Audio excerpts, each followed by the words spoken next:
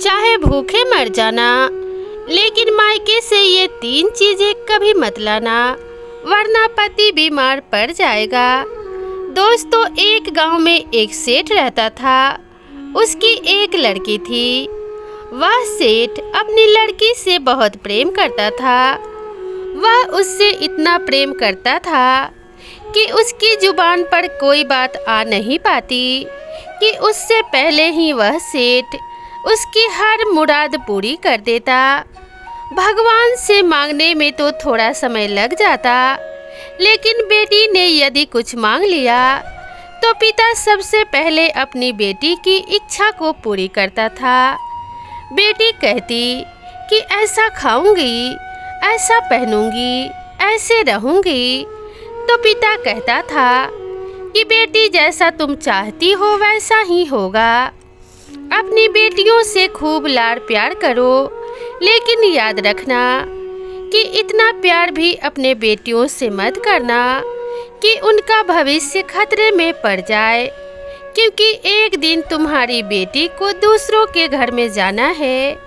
कितना ही प्यार कर लेना, लेकिन अपने बेटियों के स्वभाव पर ध्यान जरूर देना, क्योंकि ज़्यादातर ससुराल खराब नहीं होते, ज़्यादातर हमारी बेटियों का स्वभाव खराब हुआ करता है। इतना प्रेम मत करो कि वह जिद्दी हो जाए और बड़े छोटों का भेद ही भूल जाए, मान मर्यादा ही भूल जाए, और वह भूल जाए कि मैं एक भारतीय नारी हूँ। उस सेठ ने अपने बेटी से खूब प्यार किया, इतना प्यार किया कि वह लाड़ प्यार में लड़का हो गई। और एक बात याद रखना, लड़ने वाली बहू से घर नहीं चलता। लड़ने वाली नहीं, सबको प्रेम से रहने वाली बहू चाहिए जो खुशियाँ बांट सके। अपनी ऐसी बेटी बनाकर तैयार करो। उस सेठ के ज़्यादा लाड़ प्यार की वजह से वह लड़की जिद्दी हो गई। 8:30 बजे सोकर उठती, कोई कुछ कहता तो 1000 जवाब देती। एक बात याद रखना, बेटियों से यह तुम्हारा झुंझलाना, यह तुम्हारा गुस्सा होना, यह तुम्हारा जिद्दी होना माँ बाप तो बर्दाश्त कर लेंगे, लेकिन ससुराल वाले बर्दाश्त करने वाले नहीं हैं। इसलिए बहुत ही संभल कर जीना है। वह लड़की अपनी जिंदगी में बड़ी अहंकारी हो गई। लड़की की माँ सेठ से कहती है, आप इसके लिए करते क्या हो? कितनी अकड़ में जीने लगी है। यह सबको फटाफट जवाब देने लगी है। पिता ने कहा, बच्ची है, ठीक हो जाएगी। पत्नी ने कहा, स्वामी बच्ची समझकर मत छोड़िए। आपकी यह ढील एक दिन इस बच्ची का जीवन बर्बाद कर देगी। अपनी बच्ची की मांग पूरी करके थोड़ी देर के लिए तो आप खुश हो जाओगे, लेकिन यह आदत यदि बच्ची को लग गई तो जिंदगी भर तुम्हें आंसू बहाने पड़ेंगे। लड़की को पालना किसी संत की साधना से कम तपस्या नहीं हुआ करती। फिर वह लड़की बड़ी हो गई तो हर माता पिता की एक ही चिंता रहती है कि मेरी बच्ची का घर बस जाए। फिर सेठ ने अपने लड़की का विवाह कर दिया और वह अपने ससुराल चली गई। और ससुराल में पहुंची तो ससुराल में 5 दिन भी नहीं बीते और फोन आ गया। फोन उठाया तो पिता ने कहा, बेटी कैसी हो? बेटी कहने लगी, अरे पिताजी, मैं मर रही हूँ। मैं यहाँ बहुत ही ज़्यादा परेशान हो रही हूँ। पिताजी ने पूछा, बेटी 5 दिनों में ऐसा क्या हो गया? लड़की ने कहा, मैं ससुराल में एक पल भी नहीं रह सकती। इसी वक्त मुझे लेकर चलिए। मैं इस नरक में नहीं जी सकती। यदि मुझे जीवित देखना चाहते हो तो इसी वक्त आ जाओ, नहीं तो अपने बेटी का मरा हुआ चेहरा देखोगे। पिता ने कहा, बेटी मैंने तो इतना अच्छा घर देखा था, फिर भी ऐसा क्या हो गया? बेटी ने कहा, मैं फ़ोन रख रही हूँ, आप जल्दी आ जाना। फिर लाचार पिता क्या करता, फिर वह लड़की के ससुराल चला गया। जैसे ही ससुराल में गया तो किसी ने उसको यह भी नहीं कहा कि समधी जी आइए, किसी ने सम्मान तक नहीं दिया। फिर सेठ लड़की के कमरे में गया और जाकर कहा, बेटी क्या बात है? तो बेटी ने कहा, यहाँ से इसी वक्त चलो, पानी भी मत पीना इस घर का। पिता ने कहा, बेटी ऐसे क्यों बोल रही हो? तो बेटी ने कहा, इसी समय पीहर में ले चलो, मैं यहाँ नहीं रह सकती। पिता ने कहा, बेटी रुको, मैं तेरी सास से पूछ लेता हूँ। तो उसने जवाब दिया, क्या पूछना उस भूतनी से? अरे उस बुढ़िया के कारण ही तो मैं दुखी हूँ। पिता ने कहा, बेटी रुको, एक बार मैं पूछ कर आता हूँ। फिर पिता बेटी की सास के पास जाकर बोला, बहन जी मैं आया हूँ। सास ने कहा, मुझे दिखाई दे रहा है, आप आए तो कौन सा तीर मार दिया? पिता ने कहा, बहन जी मैं अपने बच्ची को ले जाना चाहता हूँ। सास ने कहा, इसी वक्त ले जाओ, तुमने ऐसी लड़की भेजी है, तुम्हारी लड़की ने मेरा जीना हराम कर रखा है, यह किसी काम की नहीं है, हमें ऐसी लड़की नहीं चाहिए। सास के ऐसा कहने से पिता का सिर नीचे झुक गया। बेटी की गलती से वह शर्मिंदा हुआ और बेटी को लेकर चल दिया और कहा कि बहन जी कुछ दिनों में भेज दूंगा। सास ने कहा, कभी नहीं, इसको जिंदगी में मत भेजना, इसके लिए यहाँ का दरवाज़ा हमेशा के लिए बंद है। पिता समझ गया कि जरूर कुछ गड़बड़ है। पिता ने बेटी को साथ में लिया और चल दिया। रास्ते में पिता ने बेटी से पूछा, एक बात बताओ बेटी, यह झगड़ा कैसे हुआ? बेटी ने कहा, पिताजी आपने मुझे कहाँ फंसा दिया? अरे इससे अच्छा तो मैं कुंवारी रह लेती। पिता ने पूछा, बेटी चिंता मत करो, सब सही हो जाएगा। एक बात बताओ, तुम्हारी सास कैसी है? मतलब उसका स्वभाव कैसा है? बेटी बोली, आप नहीं जानते, वह एक नंबर की भूतनी है। पिता ने पूछा, तुम्हारा ससुर कैसा है? उसने जवाब दिया, ससुर तो राक्षस है। फिर पिता ने पूछा, अच्छा बेटी एक बात बताओ, तुम्हारा जेठ कैसा है? उसने जवाब दिया, पिताजी जेठ तो मेरा मूर्ख है। पिता ने पूछा, तुम्हारा देवर कैसा है? बेटी ने कहा, पिताजी वह तो एकदम आवारा है, पूरे दिन घूमता रहता है। फिर पिता ने पूछा, अच्छा ठीक है, एक बात बताओ, तुम्हारी ननद कैसी है? बेटी बोली, वह एक नंबर की चुगलखोर है। पिताजी ने कहा, बेटी एक बात तो बताओ, तेरा पति कैसा है? बेटी बोली, वह तो साक्षात यमराज है। बेटी की बात सुनकर पिताजी ने सोचा, यह तो सभी के बारे में गलत बोल रही है। पिता ने पूछा, बेटी तुम्हारे पड़ोसी कैसे हैं? बेटी बोली, एकदम लुच्चे लफंगे हैं। पिता ने सोचा, एक आदमी गलत हो सकता है, दो गलत हो सकते हैं, सब के सब गलत नहीं हो सकते। फिर पिता ने सोचा कि गलती ससुराल वालों की नहीं, गलती मेरी बेटी की ही है, क्योंकि यह सभी की बुराई कर रही है। बेटी ने कहा, पिताजी मैं अब ससुराल कभी नहीं जाऊंगी। पिता ने कहा, मत जाना बेटी, तेरे बाप का घर है, आराम से रहना। फिर पिता अपने बेटी को अपने घर ले गया। भाभी ने देखा तो मुंह फेर लिया। फिर उसने अंदर जाकर अपना सामान रखा। फिर थोड़े दिन तो आराम से गुजरे। फिर पड़ोसियों ने उस लड़की से कहा, क्या दामाद जी लेने नहीं आ रहे हैं? कितने दिन हो गए हैं तुम्हें यहाँ पर? सहेलियाँ मिलती तो सहेलियाँ भी यही सवाल करती, जीजा जी लेने नहीं आ रहे हैं क्या? कितने दिन हो गए हैं तुम्हें यहाँ पर? वह लड़की जहाँ भी जाती तो सभी उससे यही कहते कि क्या तुम्हें छोड़ दिया है, तुम्हारे ससुराल वाले तुम्हें लेने नहीं आ रहे हैं। उस लड़की का जीना बड़ा कष्टदायक हो गया, क्योंकि रिश्तेदार भी पूछते, गांव वाले पूछते, सभी यही पूछते। उसने सोचा यह गांव वाले और रिश्तेदार मुझे जीने नहीं देंगे। अब तो गांव में धीरे धीरे एक ही चर्चा चलने लगी, सेठ जी की लड़की ससुराल नहीं जा रही है, लगता है कि इसे छोड़ दिया है। अरे हमें तो मालूम था कि यह तो ऐसी ही है। फिर एक दिन सेठ ने देखा कि वह लड़की उदास बैठी हुई थी। सेठ ने जाकर अपने बेटी से कहा, आखिर बात क्या है?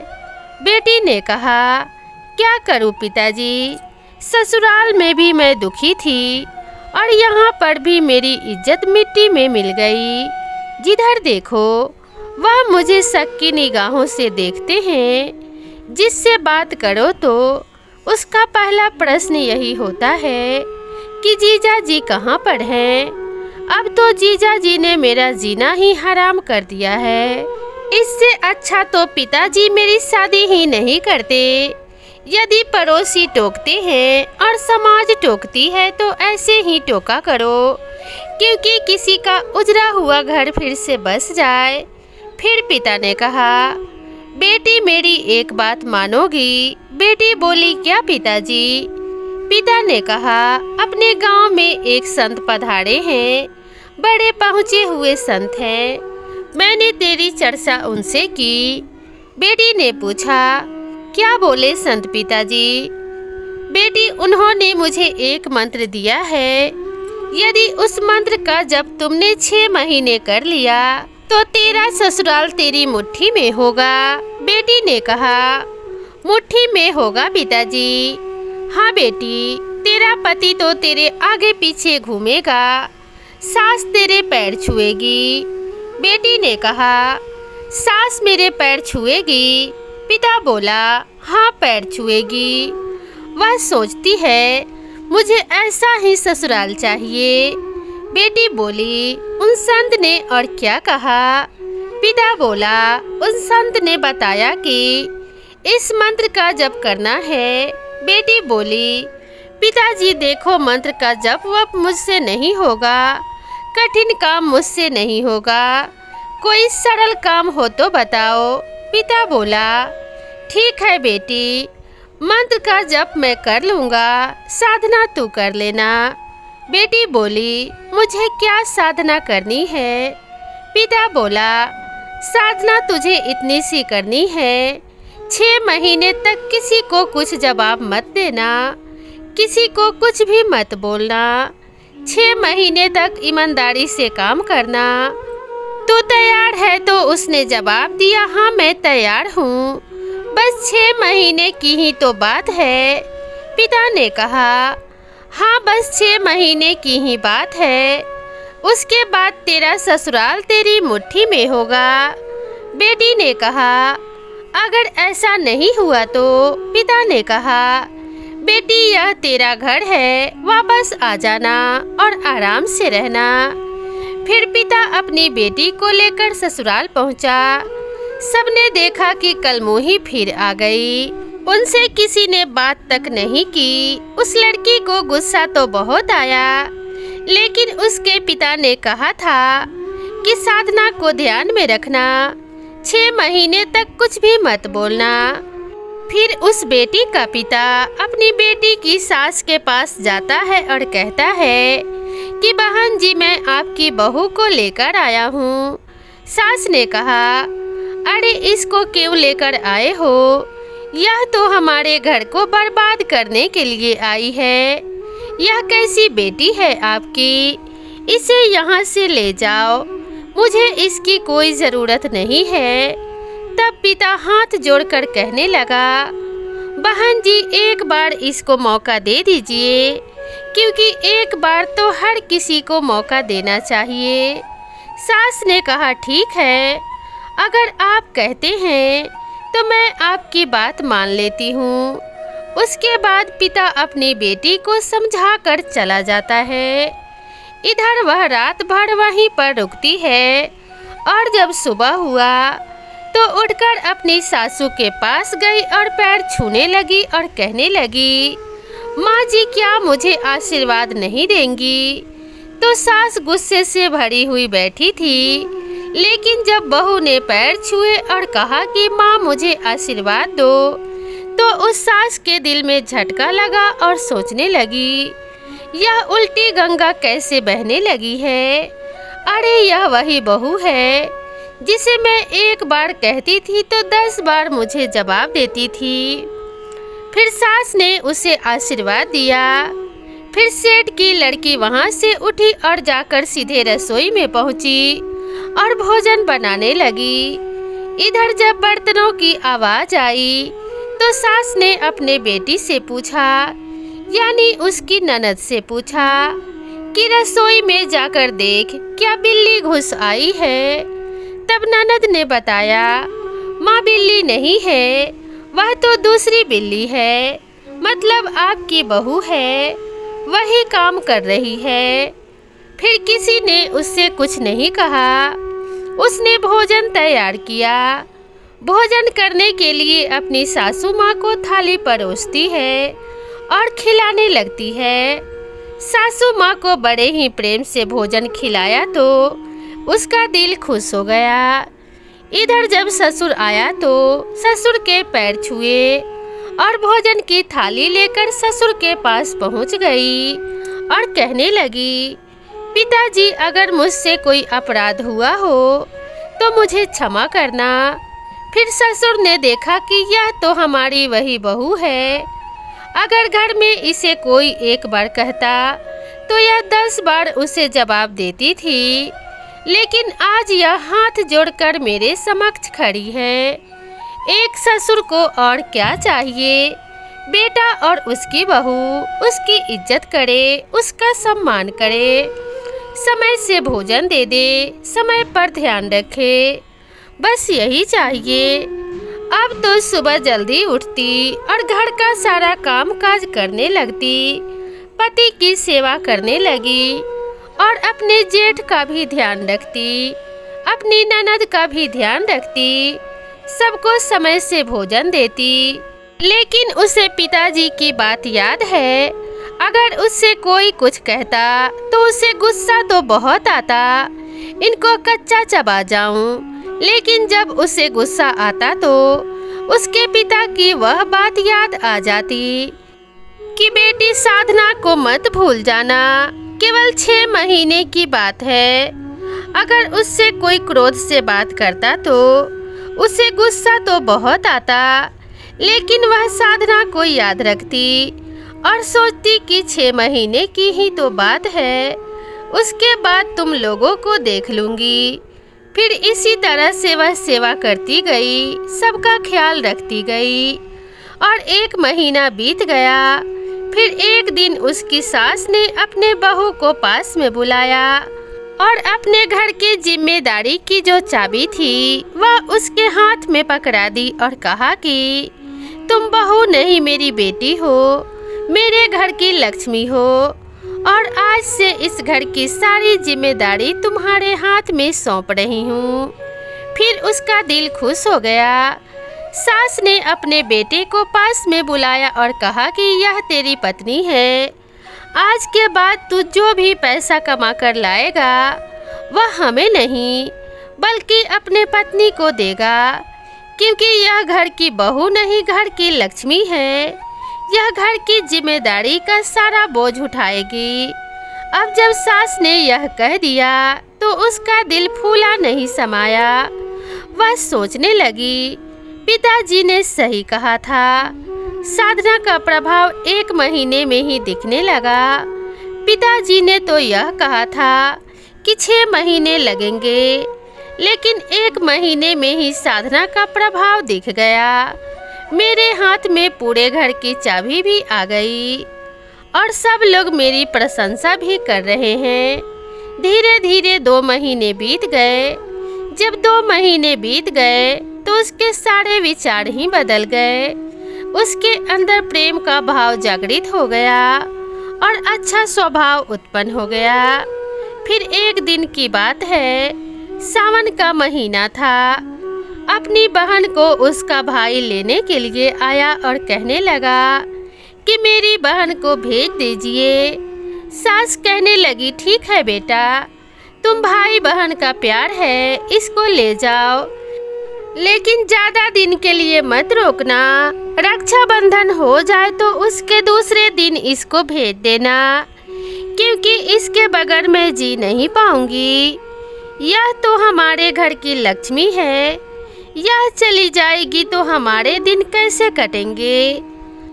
आप अंदाजा लगा सकते हैं कि पिता की बताई साधना ने एक बिगड़ैल बेटी को कैसे बदल दिया। वह अपने पीहर में भाई के साथ आती है और अपने पिता से मिलती है। पिता ने पूछा, बेटी तुम्हारी सास कैसी है?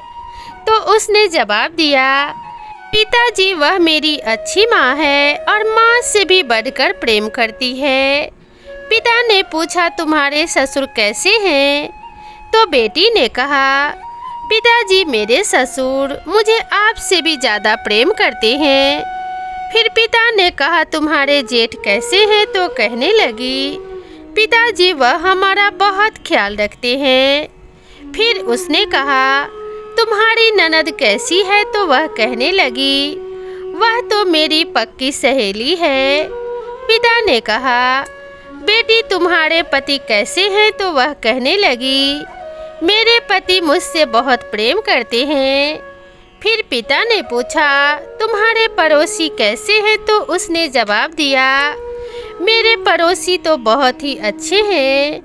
फिर जब पिता ने बेटी के मुख से यह शब्द सुने तो उसे लगा कि आज से पहले जो मेरा सिर नीचे झुक गया था, आज मेरा सिर ऊंचा हो गया है।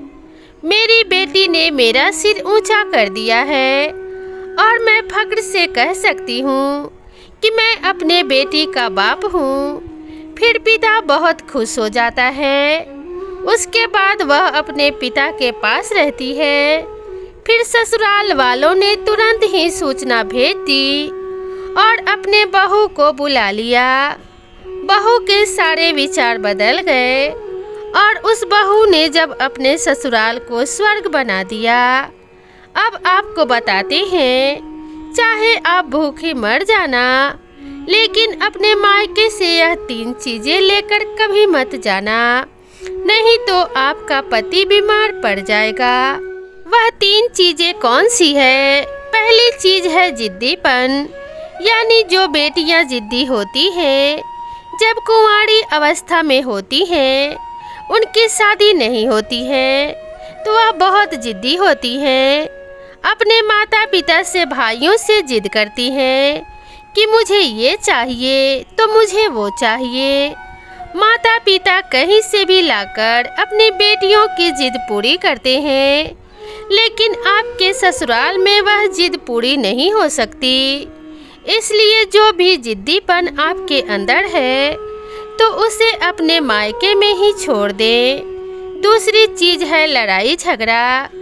जब आप अपने पीहर में रहती हैं तो अपने माता पिता से, अपने भाई भाभी से, अपने बहन से लड़ाई झगड़ा करती हैं और वह आपका लड़ाई झगड़ा आपके पीहर वाले तो सहन कर लेते हैं, सुन लेते हैं, क्योंकि आप लड़की हो।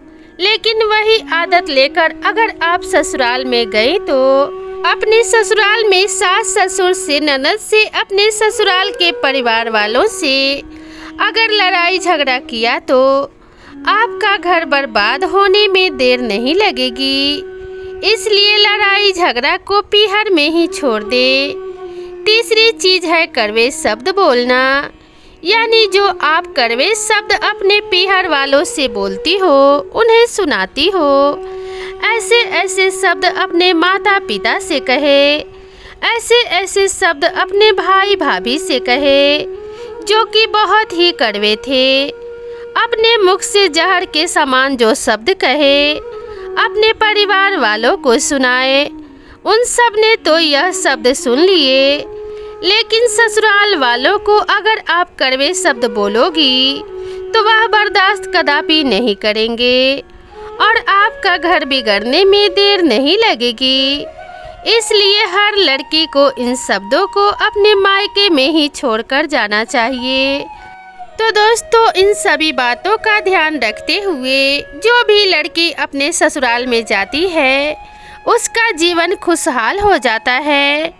तो दोस्तों, आपको यह वीडियो कैसी लगी कृपया कमेंट करके ज़रूर बताएं और इसी तरह की नई नई वीडियो और नई नई कहानियों के लिए मेरे चैनल से जुड़े रहें और चैनल पे नए हैं तो चैनल को सब्सक्राइब करना ना भूलें। तो दोस्तों, मिलते हैं इसी तरह की नई और ज्ञानवर्धक कहानी के साथ। तब तक के लिए नमस्कार।